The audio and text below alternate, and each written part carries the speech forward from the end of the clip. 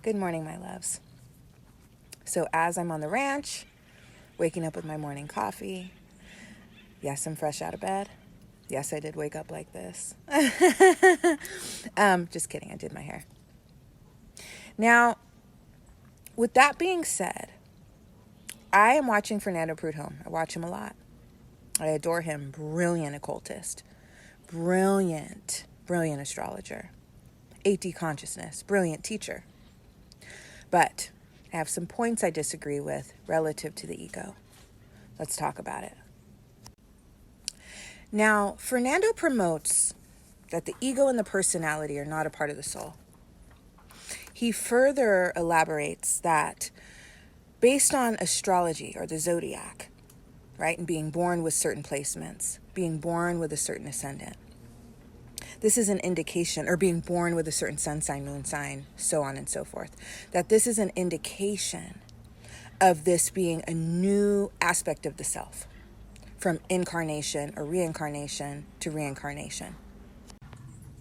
Now, what I promote is that the persona,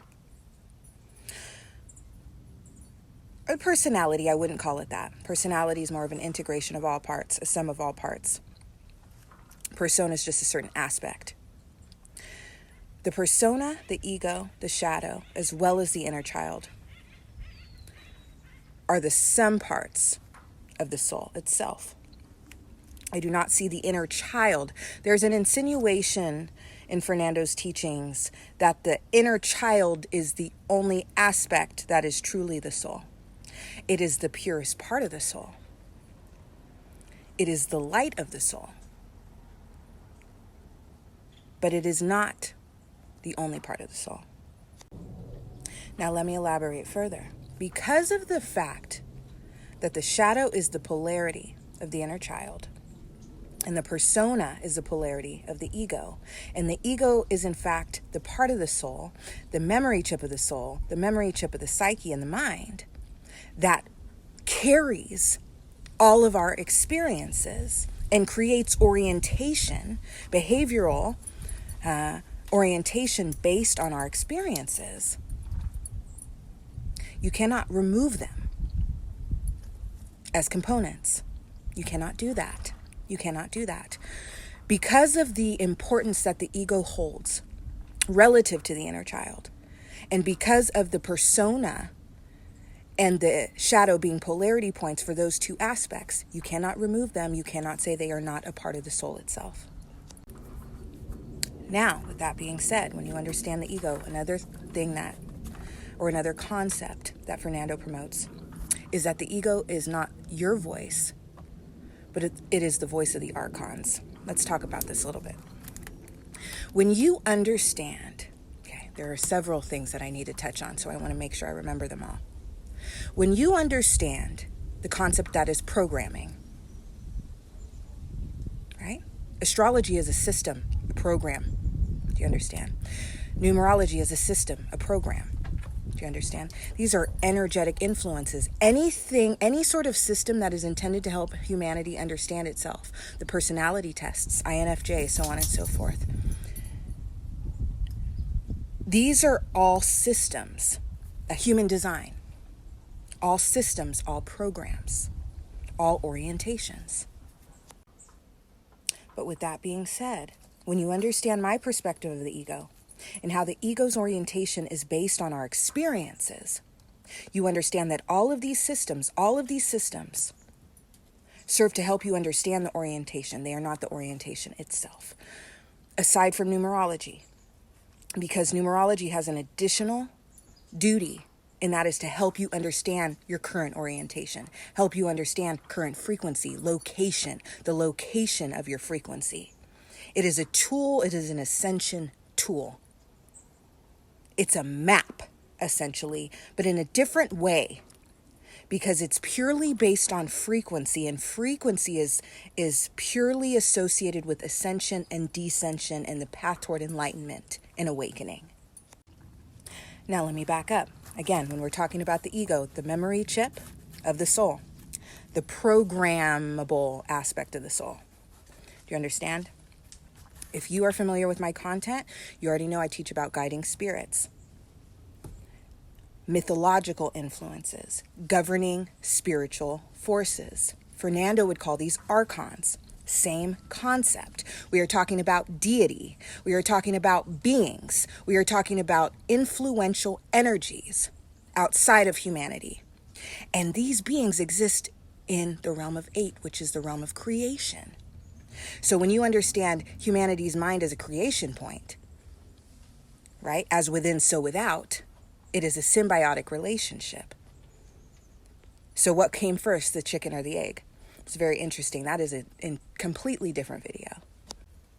But if you're familiar with my content, I talk about humans having a singular specific, and this, it overlaps. It overlaps.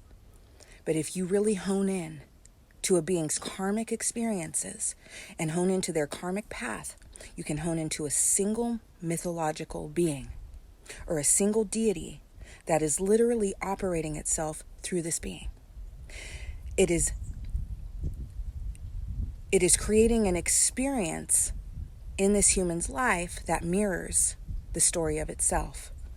Now, the way that you are assigned, the way that you connect with, is based on your own experiences already. So it's not like you're being hijacked by a being that has nothing to do with you or nothing in common with you. Au contraire. No, it's that this is already your God-ordained karmic path and the next phase of your evolution. So you're being paired with a being that is intended to help you achieve that next step. I hope that makes sense.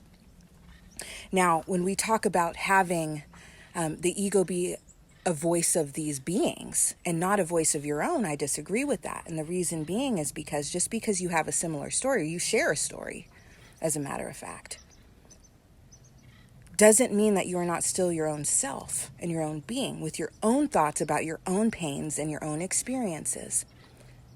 It's very, very interesting and it's very specific. So I see where he's coming from, especially if you are misaligned and you're not connected to your appropriate high self.